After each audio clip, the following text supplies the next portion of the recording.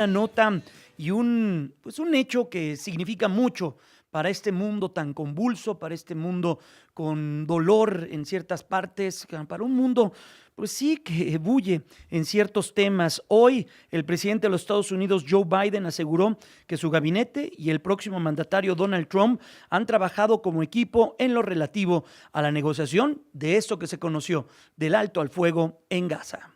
Good afternoon. Buenas It's a very good tardes, afternoon. porque por As fin at puedo anunciar long un alto al last, fuego I y can un announce a acuerdo de rehenes ceasefire entre and a hostage Israel deal y has been Hamas. reached between Israel and Hamas. En la línea telefónica, qué mejor hablar de este tema con Marwan Soto Antaki, escritor y especialista en temas que tienen que ver con Medio Oriente. Marwan, todavía se vale. Feliz año, ¿cómo estás? Muy buenas tardes. Feliz año, querido. Muy buenas tardes. Y, Muchas y creo que gracias. feliz año por esta noticia, ¿no, Marwan? A pesar de el dolor, de la tragedia, de lo que significa una guerra, por la que sea y por lo que sea, hoy creo que es una buena noticia lo que se escuchó.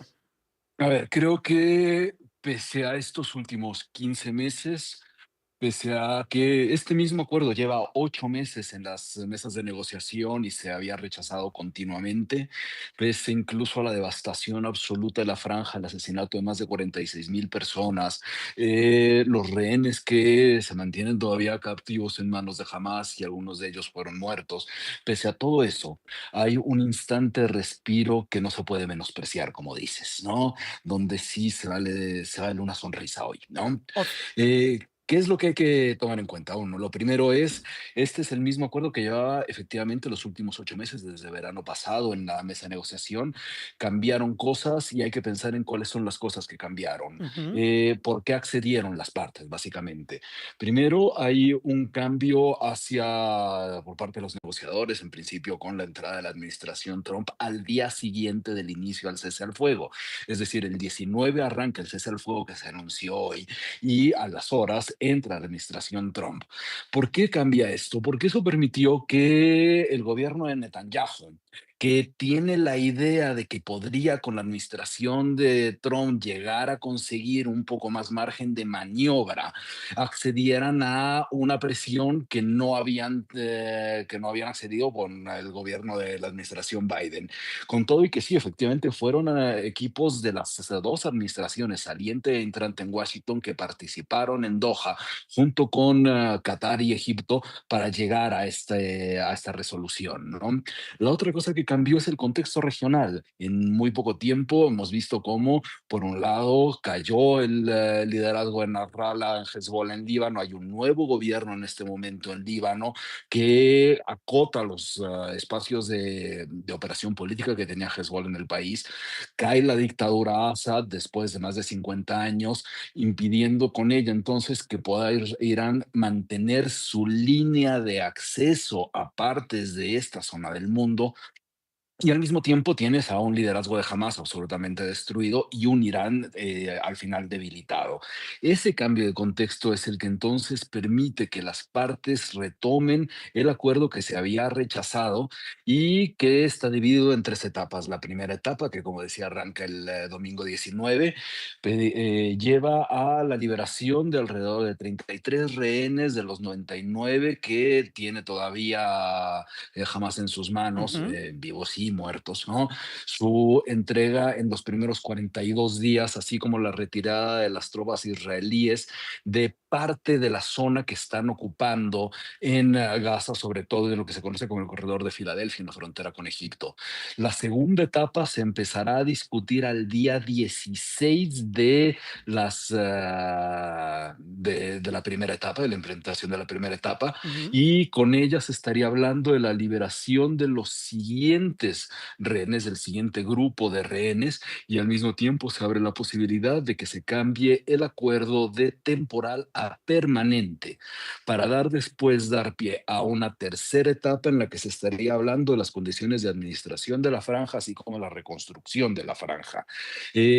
Obviamente se puede confiar en que esto va a ocurrir, es imposible saberlo. Ok. Los mediadores, es decir, Estados Unidos, Egipto y Qatar, estarán vigilando desde Cairo que se estén cumpliendo las condiciones estipuladas y al mismo tiempo están en este momento viéndose cuáles son las acciones que tendrían que seguir en caso de no cumplirse. Hay muchas cosas que todavía están sobre la mesa, desde cuáles son los rehenes, cómo se van a entregar, cuáles son los prisioneros, cómo se van a entregar. Hay muchos detalles que todavía están sobre la marcha y que se estarán dando a conocer en Sí. los siguientes días. Y al mismo tiempo hay que ver si las partes, con el cumplimiento o no cumplimiento de las acciones, Ujú. permiten que se llegue a las siguientes etapas. Y aquí vienen otros Y elementos que este es son de entrada los elementos locales Y para esto es lo, Israel. lo- lo complejo de todo lo que estamos platicando. Estamos platicando con Marouane Sotontaki, escritor y especialista. Cese al fuego.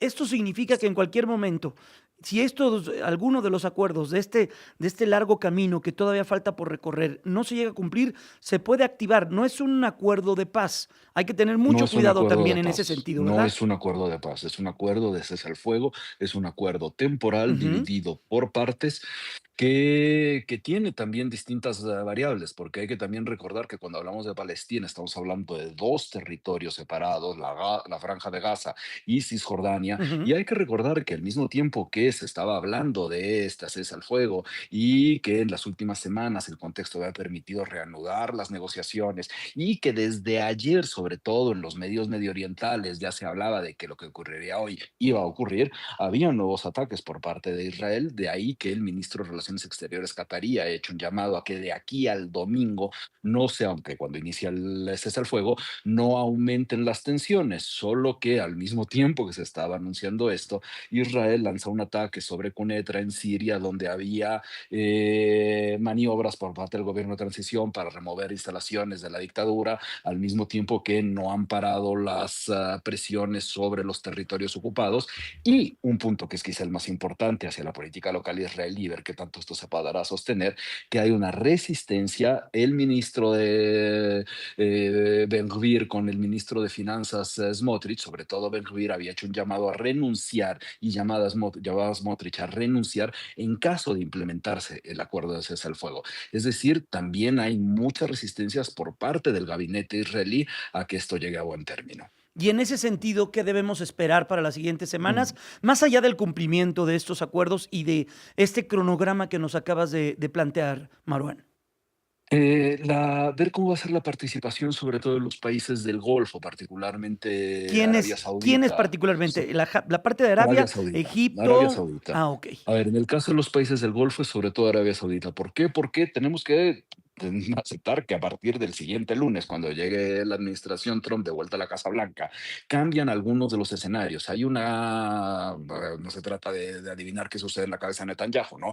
Pero sí se ha leído que hay una posible esperanza de que con Trump pudiera tener una mejor capacidad dentro de sus distintos planes sobre, por ejemplo, Cisjordania, incluso sobre su operación dentro de Gaza, solamente que para la administración Trump, si hay algo que parece importar, es que se pudieran recuperar los acuerdos de normalización de relaciones entre particularmente Arabia Saudita e Israel, solo que para Arabia Saudita la capacidad de autonomía operación, es decir, que haya una Gaza más o menos funcional, está en algo de lo que hasta ahora ha sido de sus puntos irreductibles, con los que no necesariamente van a compaginar Riad y Tel Aviv.